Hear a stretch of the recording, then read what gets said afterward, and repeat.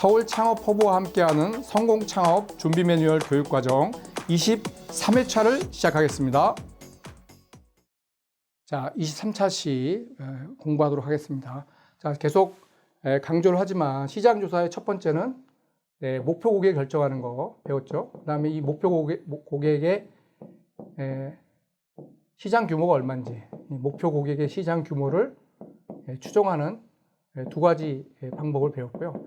세 번째는 고객 반응 조사를 합니다. 고객 반응 조사라고 하는 것은 무엇이냐면 내 제품의 컨셉을 정했죠. 그리고 목표 고객 정해졌죠. 그러면 이런 시제품을 만들기 전에 이 목표 고객한테 내 시제품을 한번 보여주는 겁니다. 완전히 완성된 그 제품을 보여주는 것이 아니라 스케치나 또는 사진이나 또는 이렇게 그림을 그려서 내가 이러한 컨셉으로 내가 너한테 이러한 내용으로 팔려고 하는데 너 어떤 반응이니? 이런 것들을 이렇게 이제 알아야 되는 거죠. 그러면 시장 조사를 항상 이렇게 강의할 때 제가 느낀 것들은 뭐냐면, 교수님, 뭘 물어봐야 되죠? 네? 뭘 물어봐야 되죠? 이런 질문 되게 많이 받습니다. 그래서 우리가 시장 조사를 할 때는 항상 제가 뭘 질문하냐면, 네가 물어보고 싶은 질문 20개를 한번 써봐라. 자, 20개를 쫙 쓰게 합니다. 그래서 그 20개 쓴 걸 가지고 시장 조사를 해라. 이렇게 합니다. 그래서 우리가 여기서 말하는 가설이라고 하는 것은 뭐냐면 이렇게 질문을 한 것을 중에 고객한테 물어보는 것들을 이렇게 딱 정리하는 것을 가설이 됩니다. 이런 것들이 질문한 것들. 질문에서 고객이 뭐라고 답변하죠. 그 답변이 뭐예요? 그게 검증입니다. 그래서 이 가설과 검증이라는 것은 어렵게 생각할, 단어는 어렵지만 어떻게 시작한다고요? 자기가 궁금한 것들을 질문하고 질문하는 것들을 고객한테, 이 목표 고객, 잠재 고객이죠. 가서 물어보는 겁니다. 물어볼 때 완성된 제품을 가지고 물어보는 것이 아니라 스케치한 거라든지 사진이나 간단하게 자기가 사업 아이템을 제품권 설명할 수 있는 내용을 가지고 고객한테 물어보는 겁니다. 자, 그래서 이건 질문 리스트를 만드는 건데요. 이 창업 아이템은 뭐냐면 펀 술집을 창업하겠다고 하는 학생이 가설을 만들어 본 거죠. 그래서 20개 정도를 질문을 해볼 것을 제가 요청을 한 거고, 그 학생이 그 중에서 20개 중에 제가 좀 7개를 뽑은 겁니다.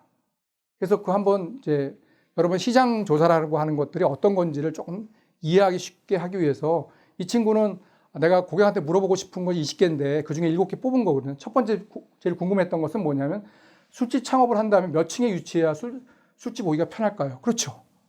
1층에 할까, 2층에 할까, 3층에 할까. 두 번째, 매장 분위기를 어둡게 하는 게 좋을까요? 밝은 게 좋을까요? 종로에서 창업한다면 내가 나이 탁해서 고기를 어떻게 하는 게 좋을까요? 또 20대로 결정한다면 내가 감성 술집으로 갈 것인지 좀 헌술집으로 갈 것인지 어떤 분위기가 좋을 것인지. 마지막 문제는 보시면 감성 술집으로 창업할 경우에는 오픈 시간을 몇 시에 하는 게 좋을 건지, 그다음에 테라스를 카페처럼 활용하고 저녁에는 술집으로 활용하는 게 가능할까요? 이런 것들의 질문 리스트를 만든 거죠. 이게 하나의 가설이 되는 거죠. 그렇죠? 이게 가설이 돼서 이걸 가지고 고객들한테 직접 물어보는 거죠. 그래서 이 질문의 답변을 고객이 어떻게 하느냐에 따라서 잠재 고객이 내가 생각하는 분이 예를 들어서 1층, 3층보다는 2층이 낫다든지, 그다음에 분위기가 어떤 분위기가 좋은지 이런 것들을 피드백 받을 수 있는 거죠.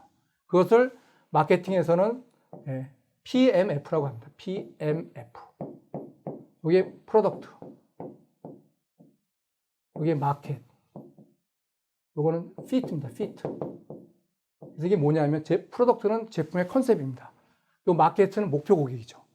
그러니까 자기 만들고자 하는 제품을 고객한테 물어봐서 피팅한다 그러죠. 적절하게 조정하는 거죠. 그래서 이 PMF 프로세스라고 하는 것은 시장 조사를 고객들한테 해서 자기가 창업하고자 하는 그 사업 아이템의 피드백을 통해서 제품의 컨셉을 자꾸 바꾸는 거죠. 그것을 시장 조사의 세 번째 고객 반응 조사라고 합니다. 자, 그러면 뭘 물어보냐? 요거 어디서 많이 봤죠? 우리가 제품 컨셉 분석 다음 할 때 상품성 분석할 때 나왔던 개념입니다. 그걸 다 질문하면서 우리가 결론적으로 알고 싶은 건 뭐냐면 제품의 구입 의사가 있는지, 그리고 내가 제품을 돈을 주고 살 건지, 마지막으로 나의 그 고통스러운 페인 포인트 문제를 해결해 주기 때문에 나와 유사한 상태에 있는 사람들한테 추천할 의사가 있는지. 결국 고객 반응 조사에서 알고자 하는 것은 뭐냐, 내 제품 컨셉이 사람들한테 구입할 가능성이 있는 건지, 아니면 돈 주고 살 의사가 있는 건지, 아니면 추천을 받을 만한 의사가 있는 건지를 결국 알고자 원하는 거죠. 예를 들어 내가 아까 말한 감성 술집에 조사를 해봤더니 괜찮은 술집인지는 알겠는데 내가 돈 주고는 안 가겠다. 그럼 어떻게 되죠? 그건 창업하게 되면 매출이 일어나지 않는 거죠. 그래서 반드시 우리가 창업할 때는 이렇게 간단한 시장 조사 같은 것들을 할 필요가 있습니다.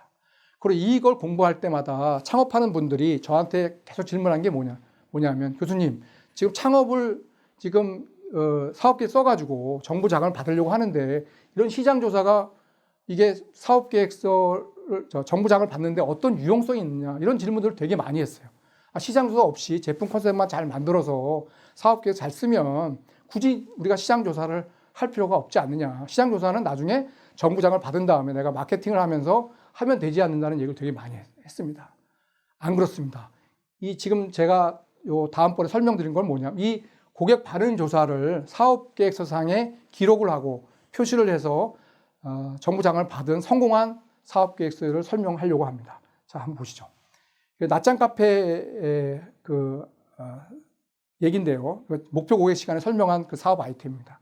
이 분이 직접 전국에 낮장 카페가 1121개 있고요. 서울에 300개가 있답니다. 그 다음에 2차 기업 수면제 전국에 2000개가 있는데 실제로 낮장 카페 내일 직접 간 겁니다. 이런 회사를. 네? 실제 잠재곡 회사를 가서 내가 이런 그 비접촉식 수면을 유도하는 장치를 개발하는데 너희도 살 생각이 있니? 너 어떻게 생각하니? 이런 게 직접 미팅을 해서 내가 렌탈로 약 3만 원 정도에 렌탈할 거야. 그래서 그분들이 네가 그런 제품을 만들면 내가 너희 제품을 내가 한번 살 수 있다 하는 것들을 SNS로 인증해 주기도 하고요. 그다음에 어느 업체는 업체당 100대가 선호하겠다. 렌탈 서비스를 좀 호의적이다. 월 4만 원이면 만족한다. 가격도. 그래서 내가 렌탈할 때 렌탈 비용이 어느 정도고 이런 것들 실제 자기가 정했던 낮장 카페하고 1차 시장 낮장 카페하고 기업 수면실을 가서 그들의 반응 조사한 내용들을 이거를 사업계획서에 직접 이게 넣어드린 겁니다. 그러니까 뭐예요? 심사하는 분들이 이거 성공 가능성이 있겠는데? 여기에 투자하면 매출이 일어나지 않을 수 있겠는데? 이런 생각들을 하게 됩니다. 그래서 시장 조사가 그 사업계획서를 작성하는데 반드시 필요하다는 것들을 다시 한번 강조하겠습니다. 또 하나 사례를 보여드리겠습니다. 이거는 기능성 음료를 개발한 회사인데 이거는 직접 팔았어요. 자기가 어떻게 팔았냐면 네이버에 그런 홈페이지를 만들어 실제 약 8개월에 걸쳐서 약 992개를 실제 팔았습니다. 그리고 하루 방문자 수하고 자기네 몰에서 판매한 거하고 네이버를 통해서 판매 이런 통계 자료들을 그 사업계획서상에 다 이렇게 표기를 한 겁니다. 그러니까 이걸 보면 이 회사 제품은 이상적인 제품이 아니라 실제 사전에 이렇게 파이로 테스트에서 판매했던 판매액 개수나 이런 것들을 표식에 줌으로 해서 이 사업 아이템은 현실성이 있구나, 매출관이 높구나 이런 것들을 알게 됩니다. 그래서 이러한 시장 조사 자료도 사업계획서에 적용하는 것이 굉장히 중요하다는 사실을 다시 한번 설명드리도록 하고요. 여러분들이 꼭 기억하시고 이런 것들을 창업할 때 꼭 활용해 주시기 바랍니다. 네, 수고하셨습니다.